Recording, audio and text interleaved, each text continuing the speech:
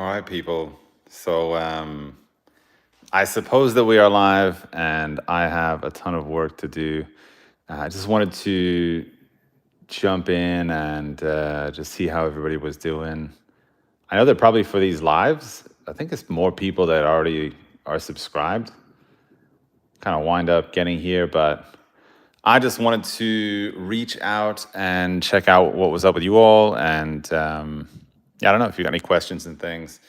I guess you can pop them into the comments. I don't know if I can actually see what the comments are, which could be a problem because I've never gone live from my phone. So let's see. Right. So all right, listen. If you're watching this, all right. Hey, I got one comment. I was just gonna say, if you're watching this, you got to put in one comment just so I know, like, if I can even see the comments. By the way, I'm in my new studio, which is in the center of the town I live, called Oskastrand. And I've just gotten Wi-Fi in my new studio. So now I can go live from here. I can chat with you folks about like what I'm up to. But also I noticed that the chat messages like disappear after a second. So if you got a question, please ask it, and I will see. I will try to get to it as much as possible. But if I miss you, don't think I'm a jerk. I promise it's accidental. We'll iron this out anyway at some point or other. I'll probably get like a second screen where I can see the chats. But all right, I'm looking for question number one. I will literally talk about anything that you want. If it's the most recent season of Curb Your Enthusiasm or drawing techniques, anything out there is fodder for conversation. Just let me know. I'm doing probably the most boring thing that you can ever do, which is just filling in values. It's got to happen. Somebody's got to do it. And when you're working on a really big drawing, that somebody is going to be you. MJ's asking why I moved to a new studio. Well, so I've had a home studio ever since COVID, right? So I left my job at the academy and was getting ready to move to Norway, and our move got stalled, and so I just worked at home in our one-bedroom apartment in Jersey City. And then when we moved to Norway, I just continued working at home because it was still kind of pandemic time. And so I made myself a nice home studio, and I worked a lot from there. And, after so long, you just kind of get into a habit of working at home. You don't really bother about it. But here's the thing, like working at home, I wouldn't do like big, crazy projects like this one. This is just something I wouldn't have taken on being in that studio, like being in a tiny home studio. So I got this studio and I moved into the studio so I could do like bigger, more ambitious projects and, just kind of be the artist that I wanted to be, I guess. That's why I got it. Because I did feel like at a certain point, I was doing more painting for the sake of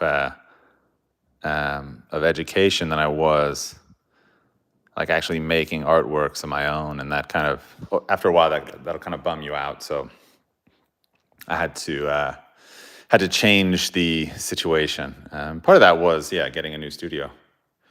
By the way, still looking for questions. So if you don't have them, I'm just going to talk randomly about stuff that I'm thinking about, and I promise that will not be as exciting as if you have a question. Yajad is asking, how do you find and stick to your own niche?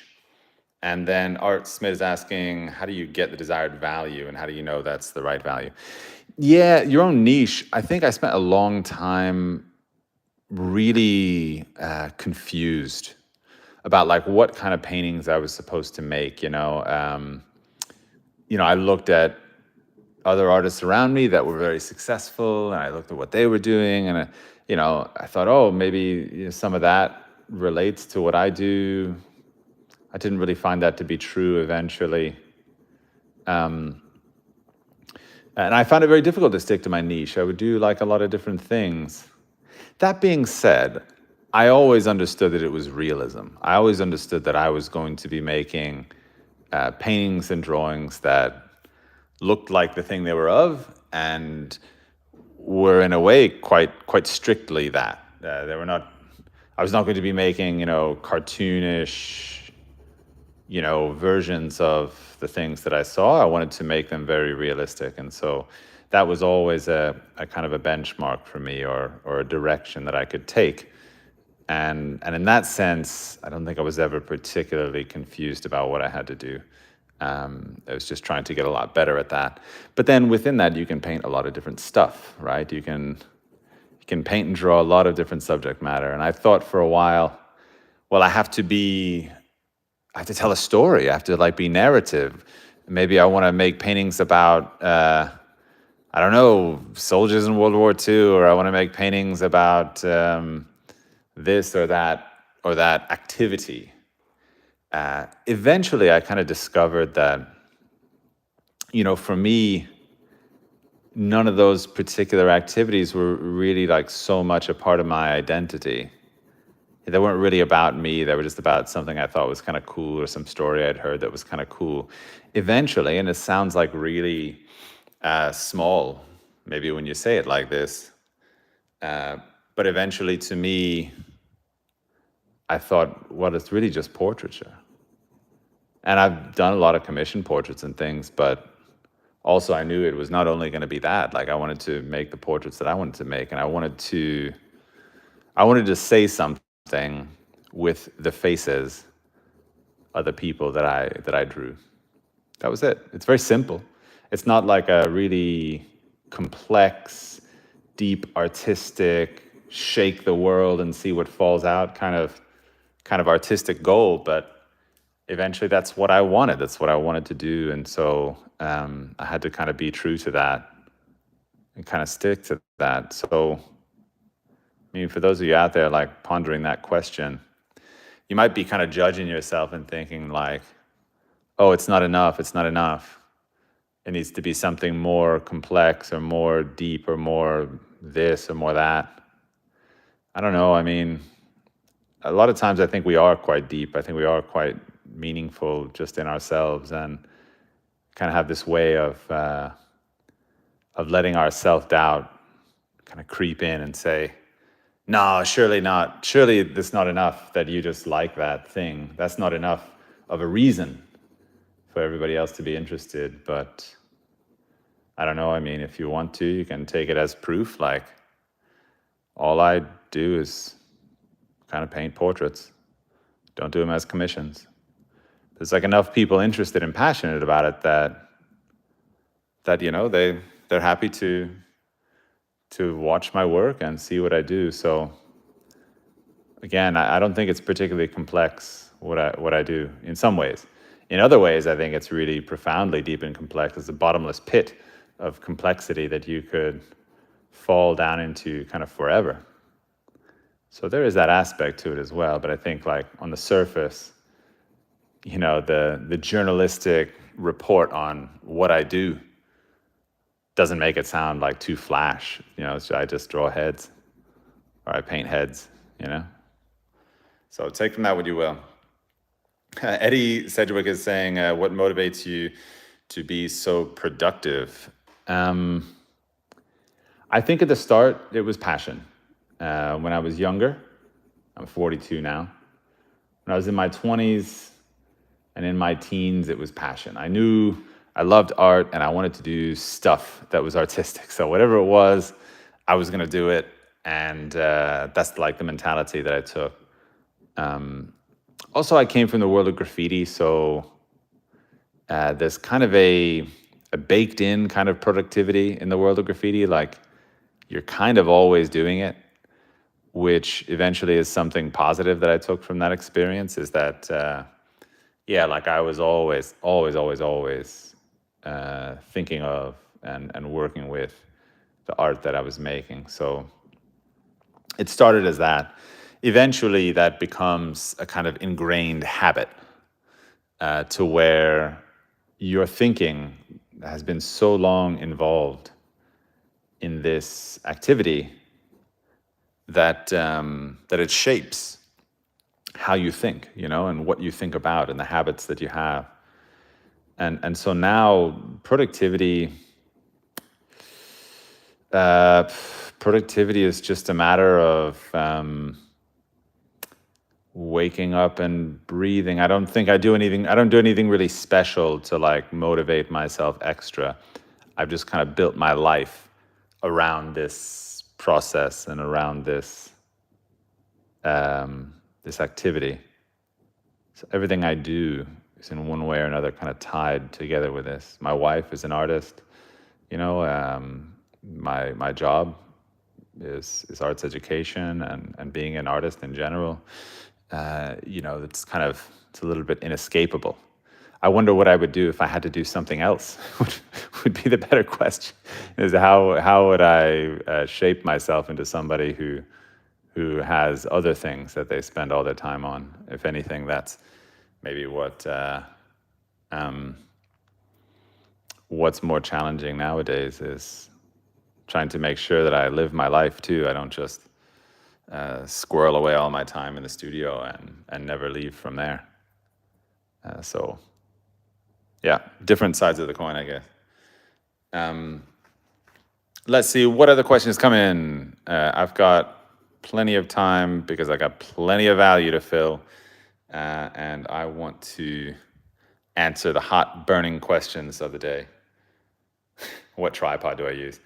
I used a really cheap mic stand when I first started out. It was actually like, I think I bought it on Amazon for like $15 and it had like one arm that went out, and then I just put a little camera mount on the end of it. That's how I started. And nowadays, I use Benro tripods mostly.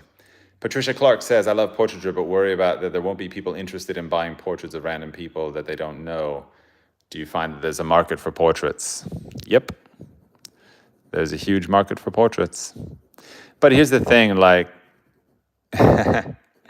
I think that all these things really are more about you than they are about people. And this is not, you don't want to insult anyone. It's not really about that. I'm just saying that if you say that, yeah, it's just a portrait of a random person, then of course somebody would go, well, I don't know why I want that. But why are you drawing that portrait? Like, is it for you? Is it literally just a portrait of anybody? It just doesn't matter who it is. It doesn't matter what it looks like. Why are you drawing it in the first place, right? Why are you doing it? That's what I want to know. And eventually, if you answer that question, you'll have a question to answer to them as well. Koriko says, when you're still grasping the concepts of light and form, did at some point your mind just click and you completely had a different understanding or point of view on how it worked? Unfortunately, just about everything that you do in your arts education will be a lot like watching your own hair grow. You will not really see it happen. You will notice it afterwards, after a long period of time. If you look at a picture of yourself, you can see that your hair was much shorter, but on a day-to-day basis, we don't really see things change. So no, nothing ever clicked for me. I don't think any piece of knowledge has ever clicked like that. I've had some experience of immediate absorption or application of an idea. And it's partly because it's not actually just theory, right? I love art books and I love students that read their art books, but it's the reason why art books can't do it on their own is that it is a practical and applied knowledge that you're looking for. You need to get to a place where, many teachers over the years have reiterated this, I won't be the first, but that if you know something, if you really truly understand something, your drawing will look like you understand it. And it's that level of assimilation that's necessary. So if I say to you, hey, the world is about shadow and light, that's only, I would say maybe that's not even the first step towards understanding it. You've just heard the idea. And maybe that can be a click. You can say that, in a moment, my perspective about what to search for has changed. But yeah, no, nothing ever clicked for me. It's a lot like watching your own hair grow. It takes a lot of time, a lot of patience, a lot of effort, frankly, a lot of passion. because passion is there, I think, especially for art students. Passion is there to sustain you through what can be sometimes a very boring job of learning to draw and paint. It's not all like fun. It's a day-to-day grind, and especially when you're a student, no grind is harder than when you're a student because already you're not particularly good at what you're doing.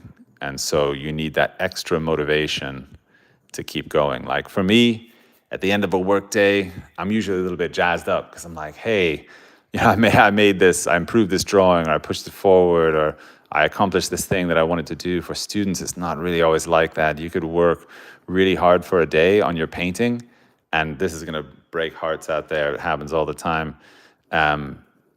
It can wind up worse at the end of that long, hard day of work than it was at the start. I know we've all experienced that. I've had years of experiencing that. So I don't think anybody has a job harder than students, which is just working against the grain of what your own, your personality probably wants. We like to be good at things. We like to practice things that we're good at.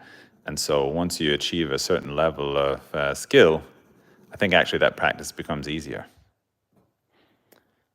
Favorite Instagram artist? Maverick Lato is asking, favorite Instagram artist? There's so many of them. There are so many of us. Hey, let me ask all of you folks out there, what do you think of Instagram these days? Because I am of the opinion that Instagram is collapsing in on itself like a dying star. And this is because, of course, it's lost all sense of its own identity or what makes Instagram special. And it's just trying to become TikTok. And I don't know, if you love TikTok, maybe that's good news. If you're not so jazzed about TikTok, then maybe you're not so happy about it. But you can put your comments in. I'd love to kind of hear about that. Kuriko asks, how do you deal with having your work turn out worse at the end of the day, just moving on from it? I always have a problem with that. Yeah. How do you deal with that? You just dig deep into your well of personal self-worth and focus on the things that you are good at and focus on the things that really matter to you. I mean, it will sound, I don't know how it will sound. I don't care how it will sound, I guess. But, that's when you think about the people that care about you and support you and the relationships that you have and the things that make life like really worth living, and and then you try to remember that your work doesn't define you. It's something that you do, something you care about, but it doesn't define you. And eventually, over time, that knowledge becomes a little bit easier to access. I think early on, it's the hardest because you haven't had so many failures or successes to look back on. Jose is asking, I totally agree Instagram is being TikTokified. I'm an app developer and interested in developing an app only for art and artist communities. What do you think about an app like this? Yeah, I think that there's definitely an audience for it. However, I'm not, I have several thoughts about that. Also because I'm kind of in app development at the moment myself, but I'm developing something that's not social. It's more for practical purposes for drawing students.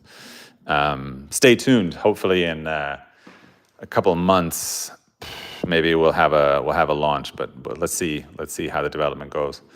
But I think that more and more we're going to be moving towards like smaller social media, and I'm not sure at what point.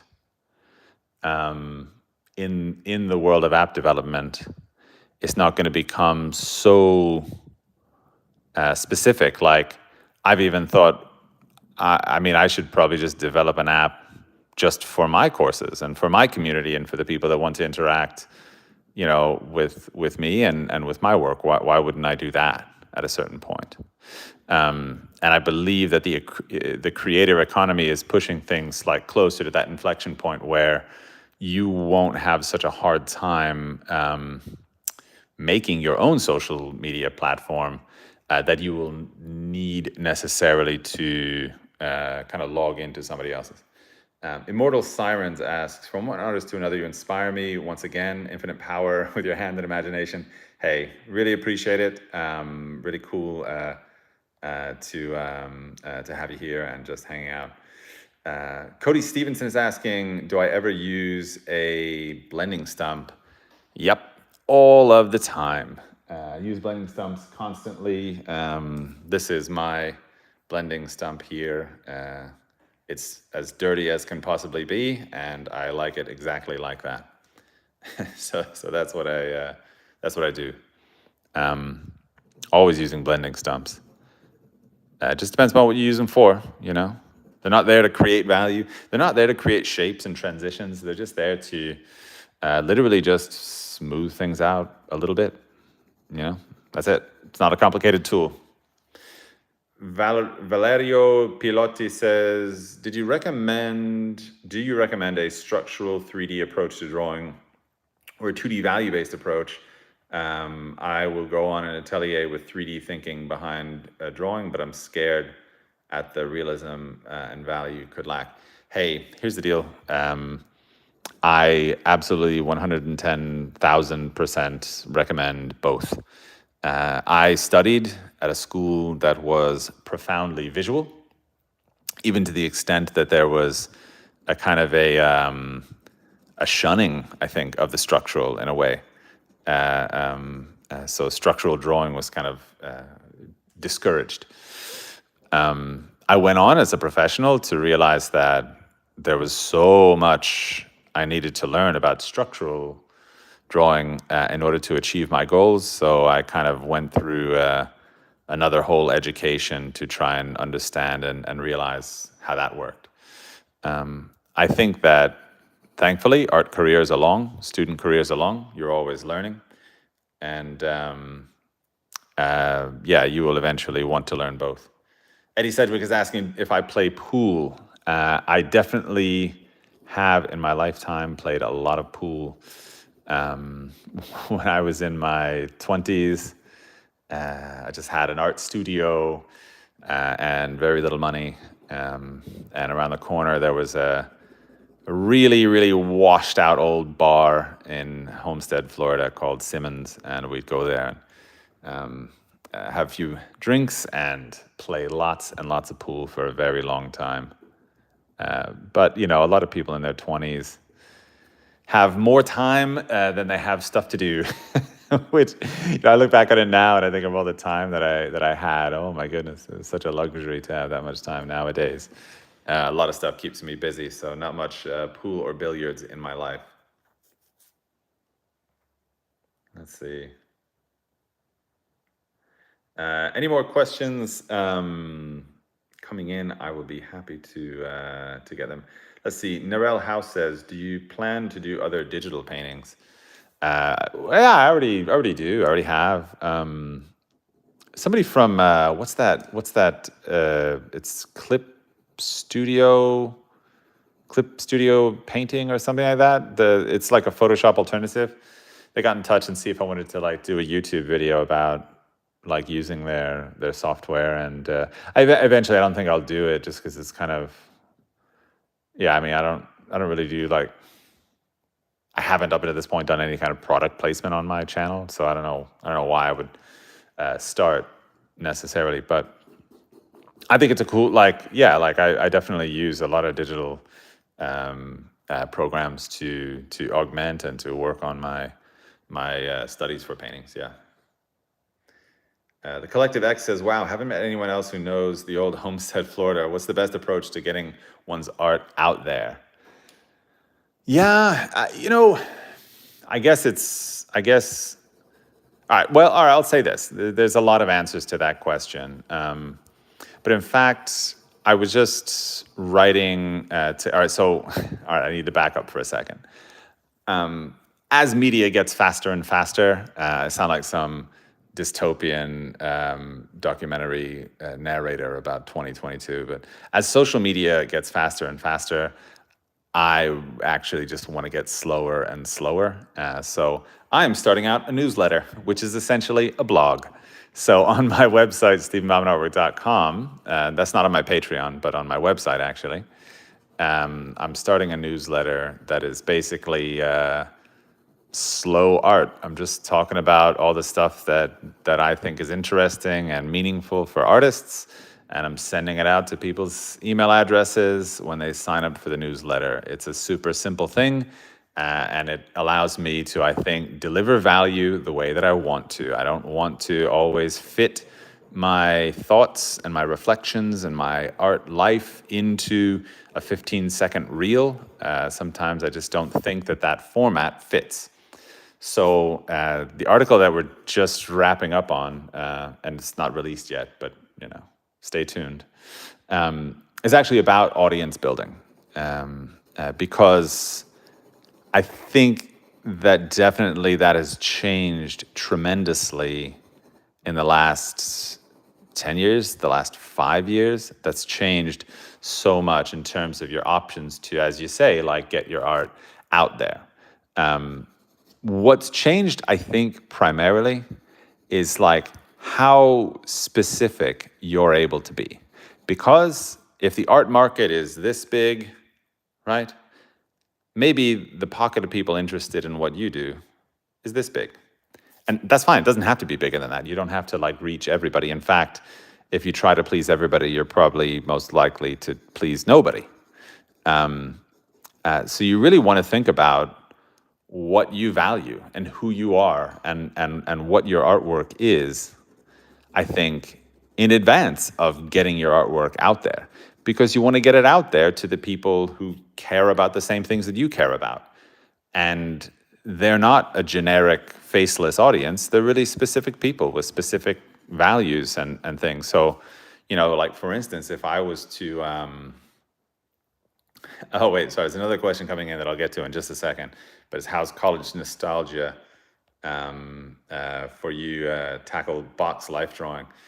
Ooh, yeah. But let me just finish this one up anyway. But the thing I was saying is that it's about how you connect with that audience. And in fact, there's a lot of, I think, kind of empathy involved, like in the sense that you need to know who they are and what they're about and what they care about. And the best way to do that is to know yourself, to know what you care about. Because the artwork that you make, like it or not, is very much a product of your own personality and your own values and the things that you care about. So those are the people you want to speak to, shape your content and shape your outreach in a way that would appeal to those people, So yeah, you have to first understand a bit yourself, and then maybe you can understand a bit your audience, and then maybe you can reach out to them. Marid K is saying that your effort is appreciated, and greetings. Hey man, thank you so much. I really appreciate it. Carlos Lenin is saying, sick drawing, by the way. What personal artistic development in style did you take from copying masters? And must you copy and observe them with a gleam into an attempt in your own style? Complex question. Very complex question. I think that studying the masters is a great way to unlock the things that they do that are really good that you can take. Because the bottom line is, I study them for the things that I want. I'm not going to study an artist that has work that I find uninteresting. I'm going to study an artist who does something, and then I want to do that thing too. If this artist has incredible values and my values suck, well, good thing to study that artist. Whether you study it in their style or not, I think is a little bit secondary, unless specifically their style is the thing that you want to study. So if you want to paint exactly like Rembrandt, well, guess what? You probably got to stylistically try to follow along. If you want to study the paintings of, I don't know, the composition of Corot or the rendering of Lepage or whatever it is, yeah, there's different kind of reasons and ways that you can study artists. So other questions that came in, I know I missed some of them. Kyber Carlo says, when you're doing a master's study, what kind of mindset should you have? are you looking to just copy everything? I think I kind of answered that just now, which is more like know the thing that you're chasing after, and then make your copy or your study kind of fit that idea. Immortal Siren says, "True, draw what you love, improve on, diverse their style to your personality. Is the power to create and recreate your signature version." Everybody is. It's very true. Stephen McGeary says, "Really love your work. When was the last time you did a graffiti piece? How do you feel that time influenced what you do now?" The last time I did any kind of graffiti, oh my goodness. I wish I could say it was more recent. I don't even remember the time that it was. Well, I'll say this. The last time I do remember it, actually, all right, it was in my first year at the academy, the Florence Academy. So I'm living in Italy and I'm like so broke. I'm the brokest guy in the world. I got no money. I don't have anything for anything. And I see this sign up in the foyer of the school. Somebody's looking for someone to do like a mural, like a graffiti mural in their house. So I was like, yeah, sure. Like nobody had actually ever paid me to do graffiti before, but this was going to be like a paid gig. So I was like, great, what's up? Let's do it. So yeah, I ended up painting like a graffiti mural inside the room of the director or the co-director of the school's teenaged daughter. So that was the last time I can remember doing something like that. Let's see. Madalena Sava says, "How do you get ideas for drawings? I find it hard to think of. Wait a minute. I find it hard to think of things to draw, and I end up just doing gesture drawing or figure drawing. Composition is very hard." All those things are true. I think that it's I don't know. It's a little bit of a tough question. They say things like fish is the last one to discover the water because they're in it. And I have a little bit of a feeling like that. That like I don't know. I mean, I'm so kind of like immersed in the kind of images that I want to make now. I don't.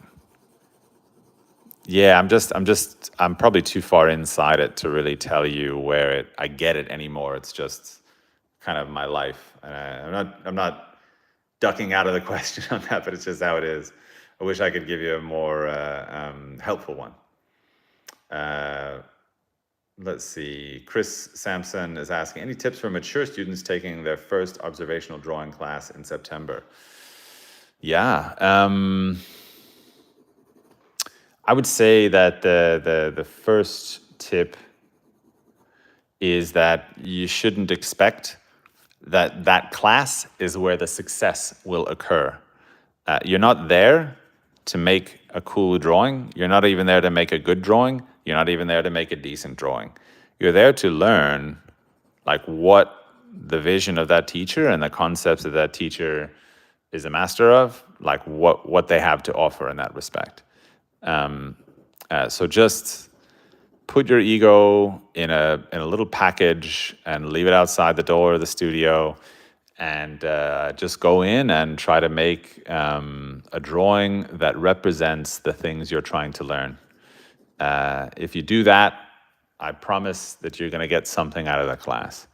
A lot of students focus way too much on making a good drawing in the class that they have, and I get that. I get this certain insecurity about working around that many people, but the reality is that can easily get in the way. Let's see.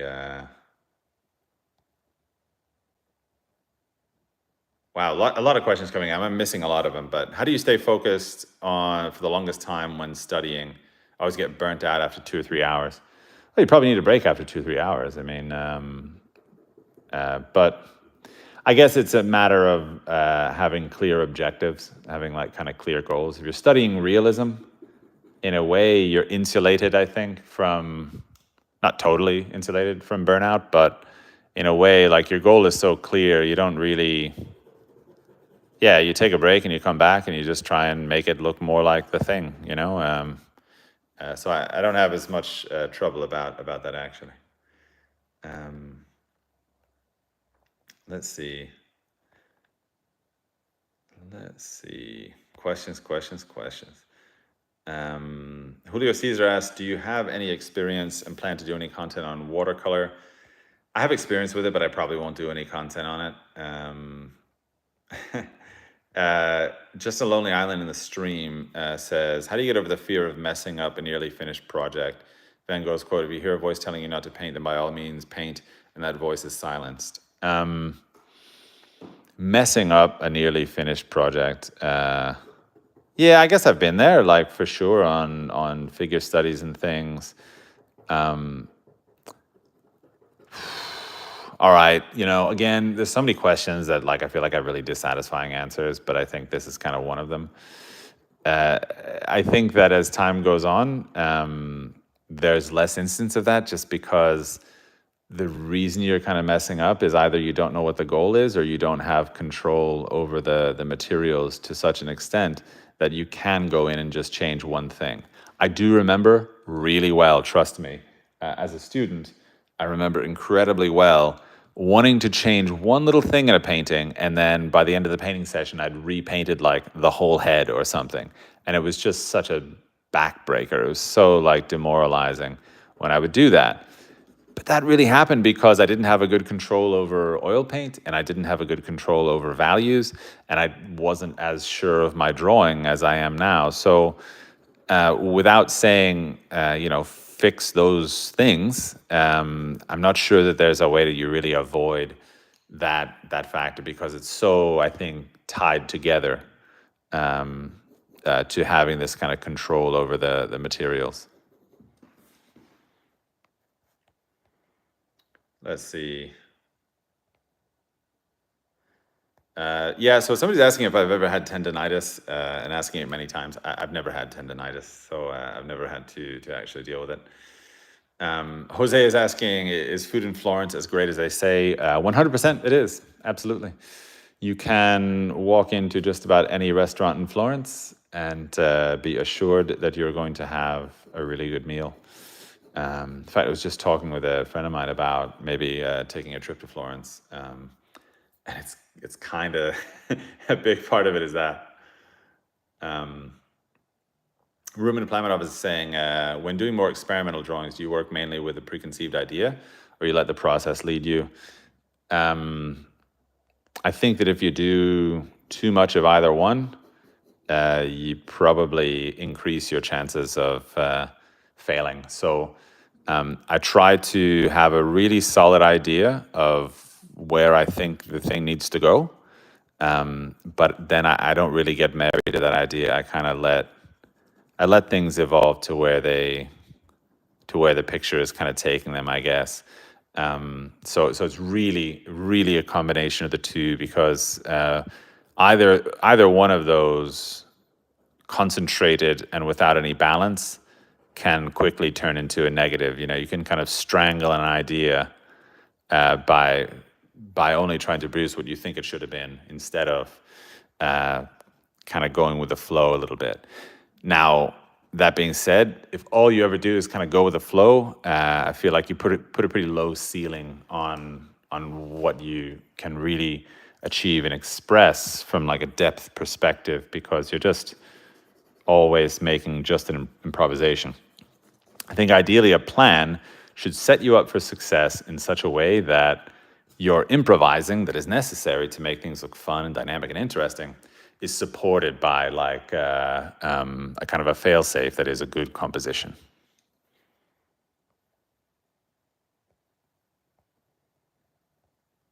Helena Torres says, which style do you think appeals to the general public better, realistic or impressionistic? What are your thoughts on hyperrealism? Hyperrealism I'm not really so into. I always thought it's a little bit of a... No, I don't know. It's just not for me. I could give much more strong opinions on that.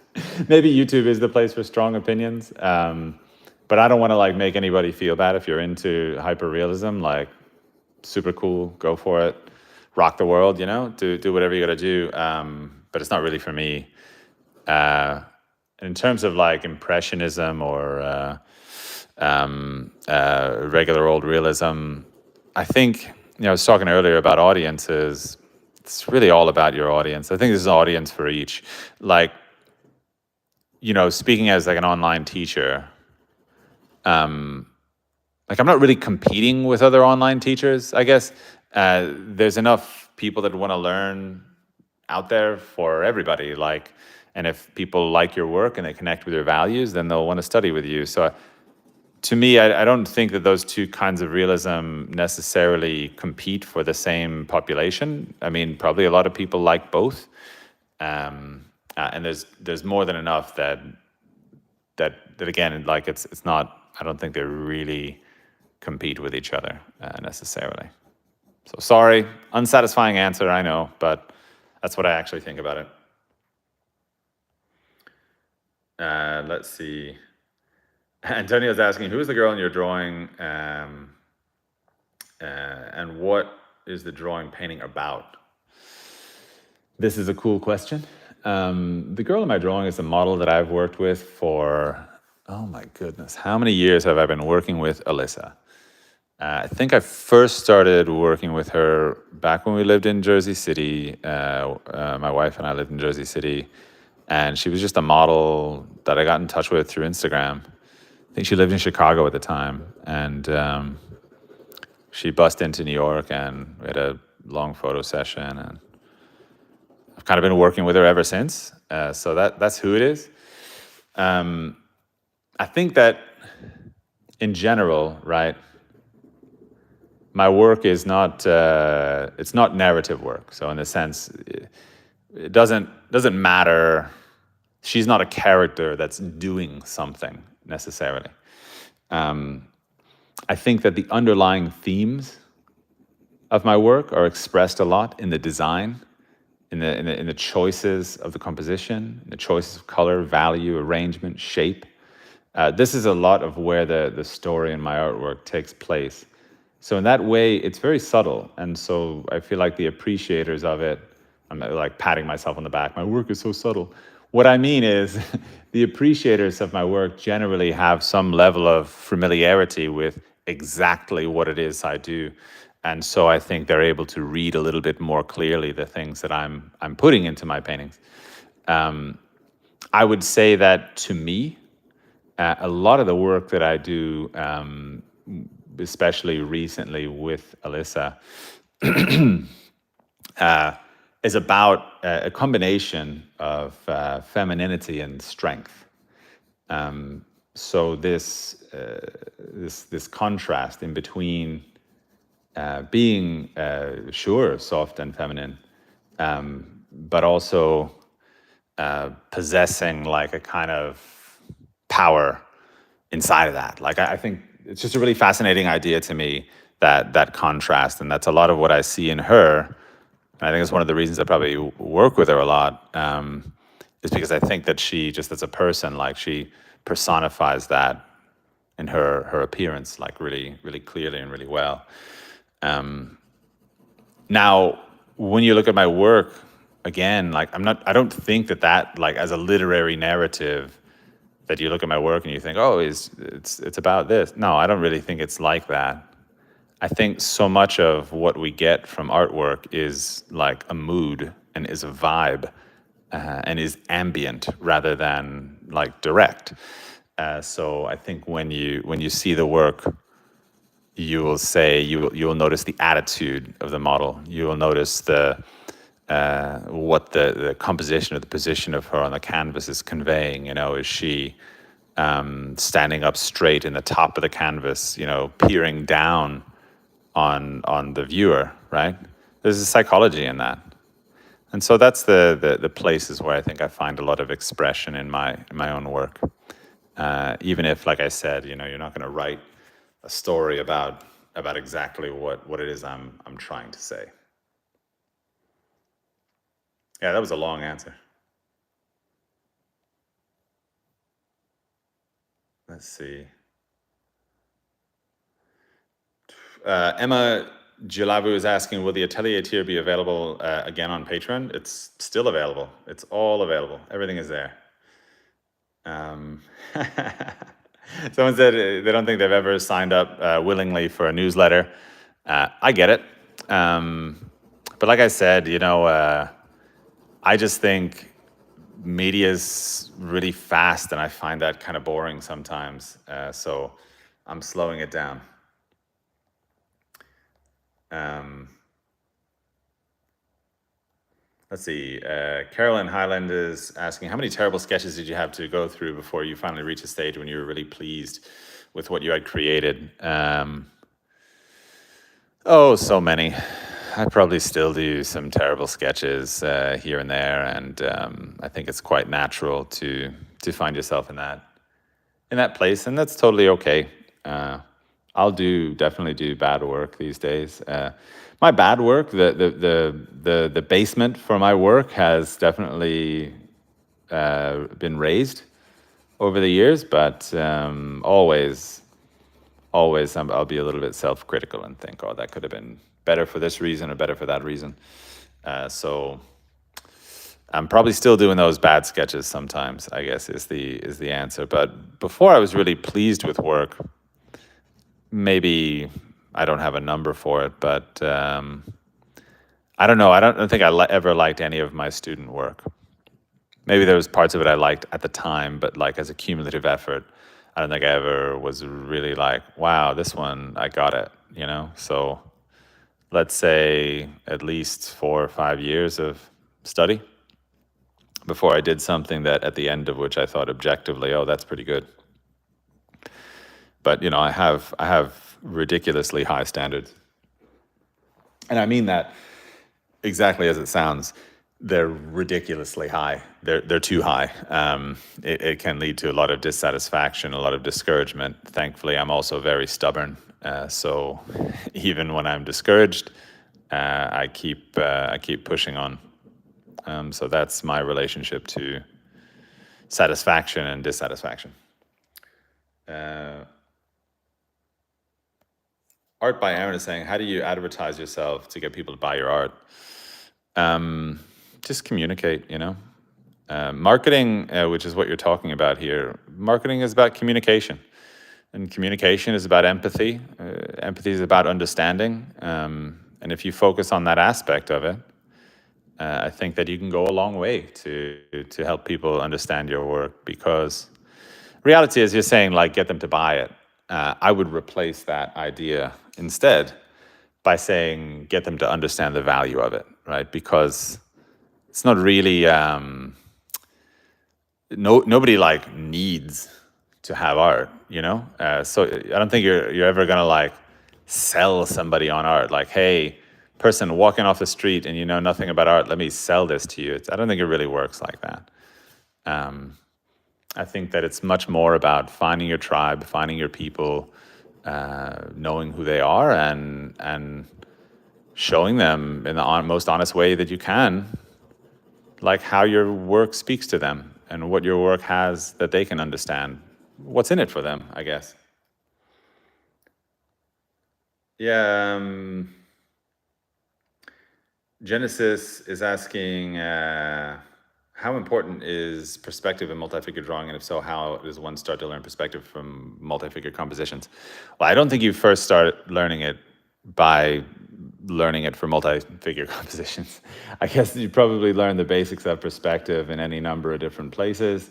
It starts with just drawing blocks and boxes in 2-point perspective or 1-point perspective, and then you progress onward from there into more complex, diverse subjects, and eventually all of that could culminate in you understanding how to do perspective for multi-figure compositions, which is probably one of the most difficult things you can do.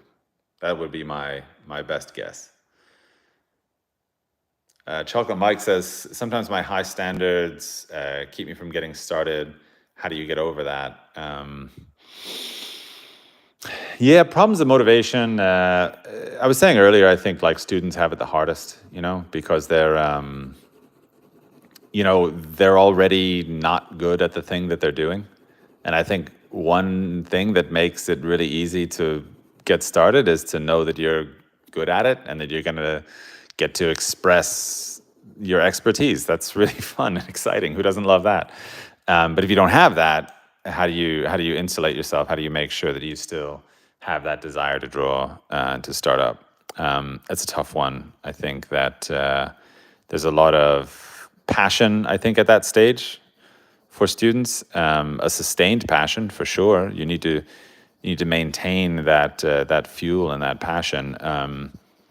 But I think it's probably, if I had to give advice about it, I would say just try to take the long-term view. It's not about today, it's about what today represents in the chain of days and events that will eventually lead to you being good and at this stuff and getting the thing that you want. It's not instantaneous. It takes a long time to do, so you need to be in it for the long haul, and that means really discipline probably over passion, I guess.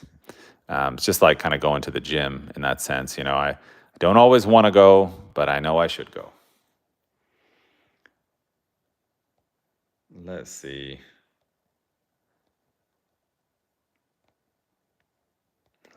Who's got a question here?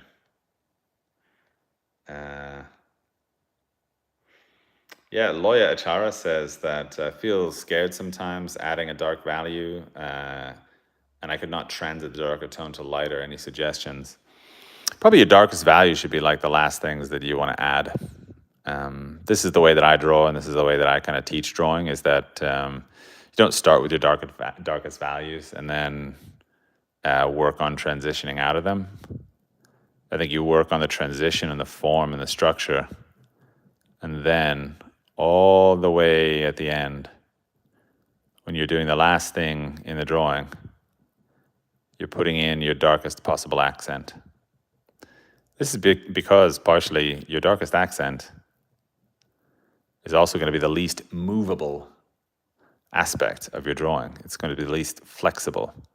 So you work broad and you work big and you work flexible for as long as possible.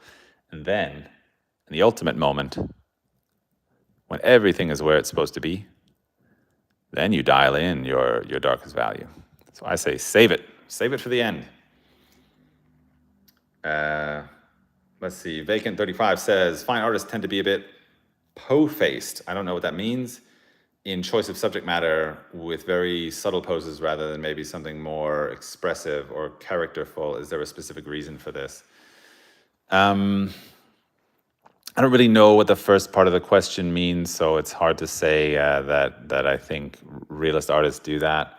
I do think that to a certain extent, the advent of social media and attention spans being what they are, there's this perception that if somebody's making a big funny face, that there's more art in it or there's more expression in it. I don't think that historically that has really been proven to be the case. Probably the reason why artists in this genre maybe choose poses that look a little bit more subtle. Speaking for myself, I always studied from life when I was a student, and so in fact, it's the rarest thing to get somebody to pose for 3, 6, 10 hours or whatever with like a real big expression on their face. I've actually done it. I tried to paint a girl screaming. Eventually, it looked like she was yawning in the painting, so I didn't really do my job very well. But yeah, I think that it's probably just about a human being being able to sustain a pose for a certain time, and then eventually you get used to that aesthetic. And I think there's a lot of depth in repose. I think that people spend most of their time with their faces in a quite reserved expression. And I still think there's a lot of depth in that for me. Let's see. Wow, all right, questions. So Ruby says, is student grade paint really so bad? I invested in a huge tube because I figured I was going to paint a ton. Did I make a mistake? No, No, you're fine. Just paint with it. I mean, there's a lot more to that, but just paint with it. Whatever. Loa Acharya says, I tried to reach out to you through Instagram, but may not notice because of the works. I wanted to show some of my works. Yeah, I mean, you can send them. I don't always have time to like check all my messages, though, I have to say, to be totally honest. MJA says, how to take good photos using your phone. Do you use a polarizing lens? No.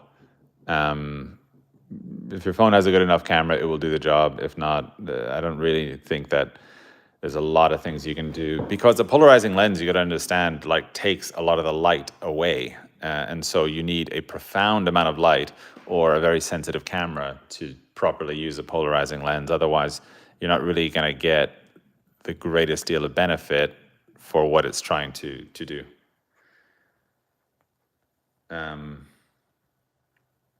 Let's see. Leah's asking how I toned the paper this time. I just dry toned it with charcoal. Vaplop says, what is a good mental cue to keep in mind for someone who wants to preserve the freshness of a first pass while continuing to add info? This is always something that obstructs me. Yeah, Sorolla talked about that, how the famous Spanish artist, that doing a painting of many layers and keeping it fresh is really the hardest thing, not being fresh just after one layer. When I was a student, I would like rub paint over the whole surface of the canvas, thus messing up my painting, so that it would force me to repaint everything. I think that's the only way that I've been able to maintain a sense of freshness. It was more procedure driven than it was like a mental thing. I suppose it is possible to do mental, but if my painting wasn't messed up totally like that, I would still have like an attachment, I feel, to what I had put down, and so I would try to save things and hold on to things that get precious, and that leads to your painting sometimes not being as fresh, like you're talking about.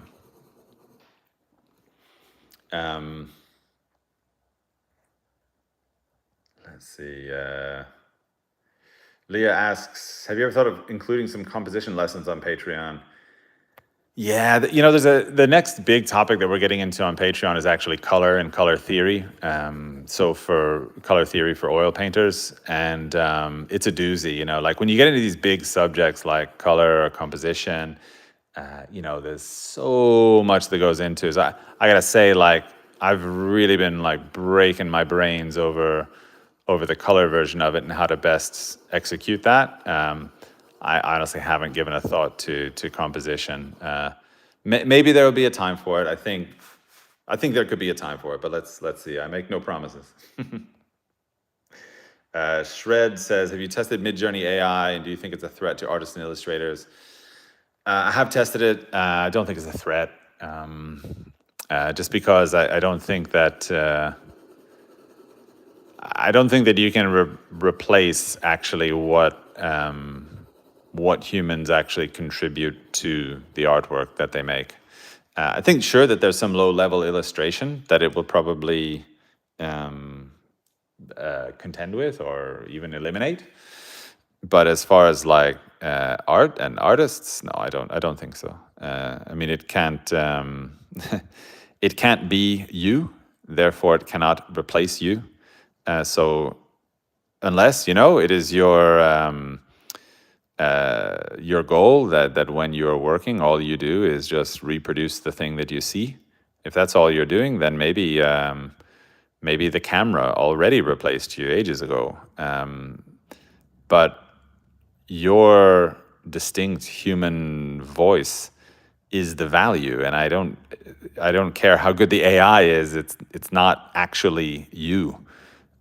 So sure, it will affect certain industries for sure, but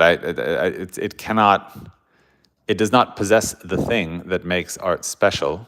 Or let's say this, it cannot take away the thing from you that makes the work that you make special. Ergo, it cannot really threaten what you do.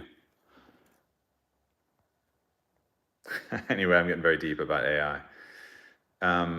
All right, folks, a lot of questions coming in. We've been here for about an hour. I think I got to bail on this live stream. But I'm going to do more of these because I have Wi-Fi in my studio now. And if you want to see this drawing continue or see some block-ins that I'm going to do in the future, please subscribe. And if you want really long-form, slow content, you can get on my newsletter, and I'll send you all my thoughts on stuff art-related. Take it easy for now. I'll see you